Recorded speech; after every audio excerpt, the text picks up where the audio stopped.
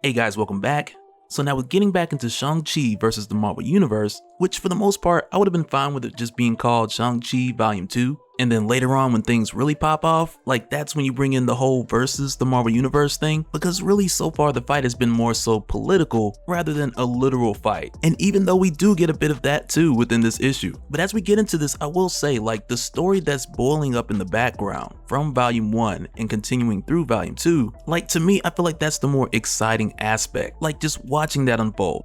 And we'll talk about more of that through the course of this video. But first, if you're new to the channel, be sure to subscribe to get your spills every week. And don't forget to hit that bell up top so we can squat up in the comments for the first hour. Alright, so when we first start off, we go into this reoccurring dream that Shang has been having, which at this point in time is for the 4th night in a row. And every time he has this dream, he sees the same thing, to where it begins with him standing in front of the original House of the Deadly Hand, which had disappeared from China years ago, and which is also why he built a new one recently in New York. But in these dreams, the original house is exactly like he remembers it, and I mean like aside from the sky with all the crazy colors, of course. But then also within these dreams, like every time he goes inside, he sees a woman sitting in his father's throne who calls out his name, but then just off of her silhouette and the sound of her voice, he believes it to be his sister, Shihua. And every time he has this dream, it just ends right there. But just as a reminder, Shang's sister Shihua, who at this point Shang hasn't seen since the conclusion of Volume 1, but she is still effectively Sister Hammer, who's the 5th part of the 5-Weapon Society, which at this point in time is only at 4. So for Shang, with him believing that he saw his sister in these dreams, which at this point has been 4 dreams, and is here where Shang tells Master Ling lets him know that at the least all these 4s is not a good sign, with the number 4 being the number of death, and not just in China but a number of Eastern cultures. But with Shang having this dream 4 nights in a row, and there being only 4 members of the 5-Weapon Society, Master Ling then tells him that this is likely a sign that he needs to find his sister. But then when he does a memory spell to look into Shang's dream, or at least what he can gather from what Shang remembers, is here where he then sees that this wasn't just a weird sky, but within this dream, the original House of the Deadly Hand, it was in the negative zone. Which then begs the question, how did it get there, and what other crazy dark secrets does Shang's father have? But with him realizing that this is the negative zone that he's dealing with, it was here where he then reached out to Reed Richards of the Fantastic Four. And initially when Reed picks up, you can tell that he's kind of heard something about Shang taking over the 5-Weapon Society, but even still Reed doesn't get into it. And when Shang tells him that he needs to get to the negative zone because he believes that his sister's there and he's having these reoccurring dreams, and initially Reed is more than willing to help. But then when Shang goes on to say our sorcerer believes, and Reed just cuts him off right there. Because with Shang saying our sorcerer and referring to the sorcerer of his 5-Weapon Society, it's there where Reed lets him know that he would help Shang, but he can't actively and knowingly help the 5-Weapon Society, because with their history, nothing is really what it seems to be.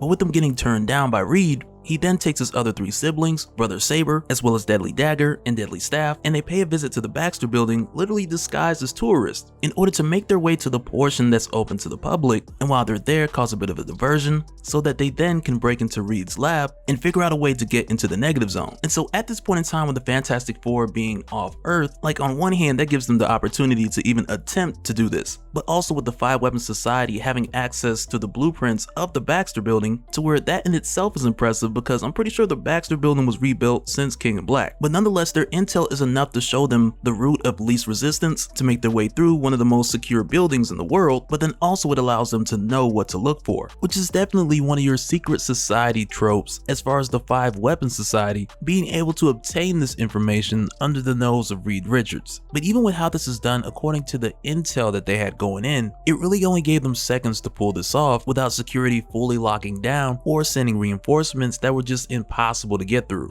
But with them making their way into the negative zone, from here they find their way to the House of the Deadly Hand by using a mystical compass which was crafted by Master Ling, which essentially worked like a magic spell pointing to the location of Shang's memory. But with them getting there and finding the house, first of all they get attacked by bugs, because the negative zone is full of either bug-like or serpent-like creatures that extend well beyond what we had seen with the Annihilation Wave. But initially with them being attacked here, Esme, or Deadly Dagger, she's pretty much like, okay, this is enough, we should turn around and like get out of here. And not so much out of fear as she is disgusted, but instead Shang is like, no, we gotta go inside because if nothing else, he needs to get in and see if his other sister is in there. But in his case, with finding his way closer to the house, he realizes that it isn't made out of like wood or stone, but instead it's more of an organic matter, which for starters was definitely not the case with the original House of the Deadly Hand. And with seeing this, he then punches his way through this wall, and as soon as he gets in, he then hears music that he remembers from his childhood, which is a song that he remembers about longing for a forgotten place. But then as they approach the woman who's playing this song,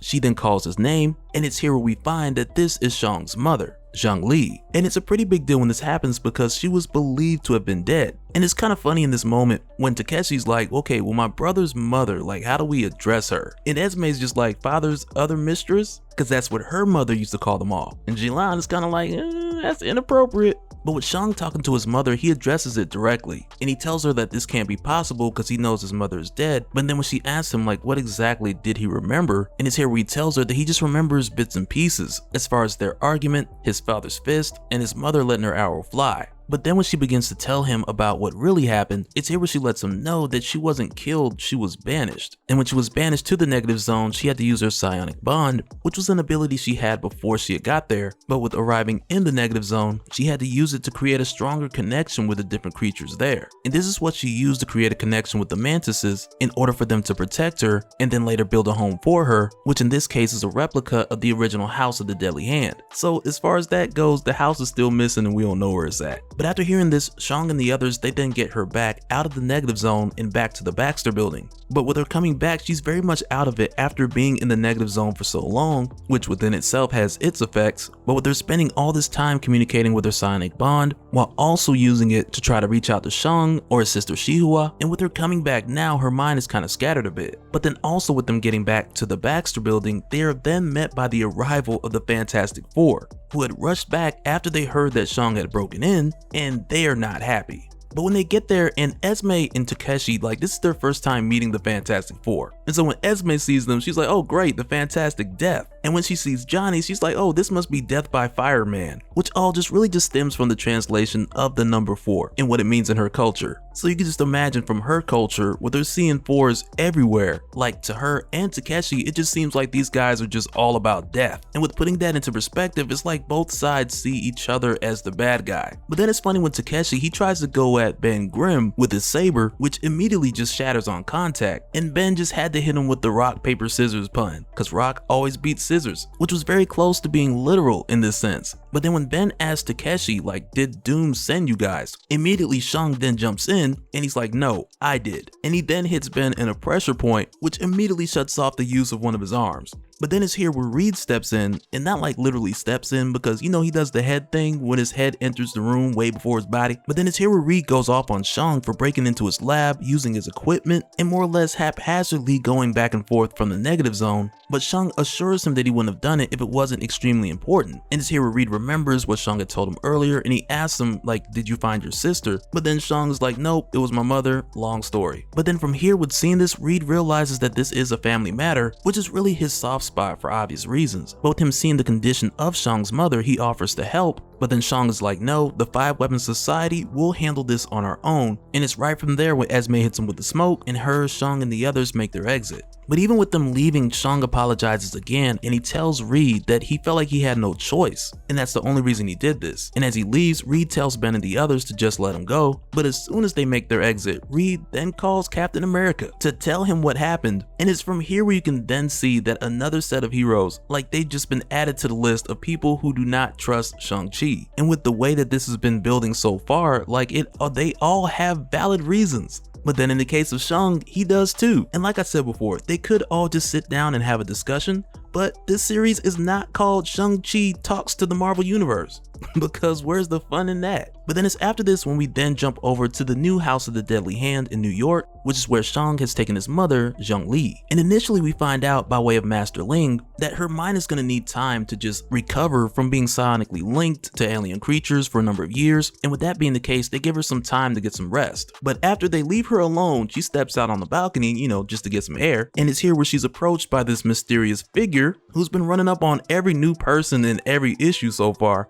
But when he approaches Shang's mother, she recognizes him, and it's here where he gives her the invitation to join him, to where at this point he just mentions that he needs help, but as we know, he's looking to take down the 5 Weapons Society. And so now real quick, I want to give a special shout out to all the patrons. Thank you guys for all of your support. And for anyone who's new here who wants more information on how to support the channel, I got a link below so we can go to patreon.com/dopespill. But that'll do it for this one, guys. Let me know your thoughts down in the comments below, and we'll do it again on the next one. Alright, later.